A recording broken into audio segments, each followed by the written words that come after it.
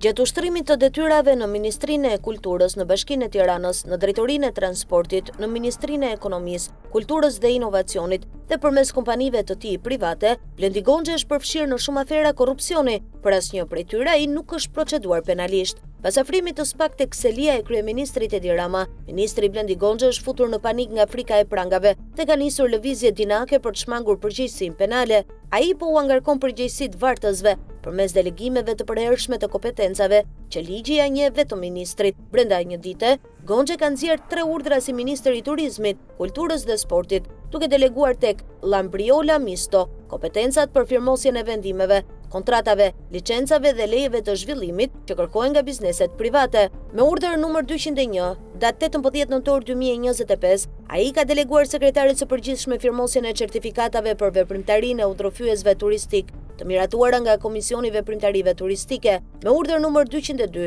datë 18 nëntor 2025, i ka deleguar asaj firmosjen e certifikatave të kategorizimit të hoteleve dhe resorteve. Me urdhër numër 203, datë 18 nëntor 2025, i ka deleguar firmosjen e certifikatave paraprake dhe definitive për subjektet agroturizëm. Komisioni Veprimtarive Turistike varet dhe drejtohet nga Blendi Gonxha dhe sipas ligjit, kompetenca e firmosjes së vendimeve të këtij komisioni është vetëm e ministrit. Asnjë funksionar tjetër nuk mund ta marrë këtë kompetencë. Delegimet që ka bërë Gonxha përbëjnë 3 shkelje të qarta ligjore. Kompetenca delegohen vetëm përkohësisht dhe jo më shumë se 10 ditë, kur ministri është jashtë vendit ose në pamundësi shëndetësore. Gonxha është në detyrë dhe nuk ka arsye ligjore për delegim. Ministrit i ndalohet të delegojë kompetencat tek sekretaria e përgjithshme, sepse ajo i ka të përcaktuara detyrat me ligj dhe nuk mund të marrë kompetenca jashtë funksioneve të saj. Në mungesë të ministrit, kompetencat e komisionit i delegohen vetëm zëvendës kryetarit, ndërsa firmosjet e vendimeve duhet i kryejë ministri si kryetar komisioni. Kuptohet qartë se pazaret për përzgjedhjen e udhërofyesve turistik, plazheve, resorteve, hoteleve dhe fermave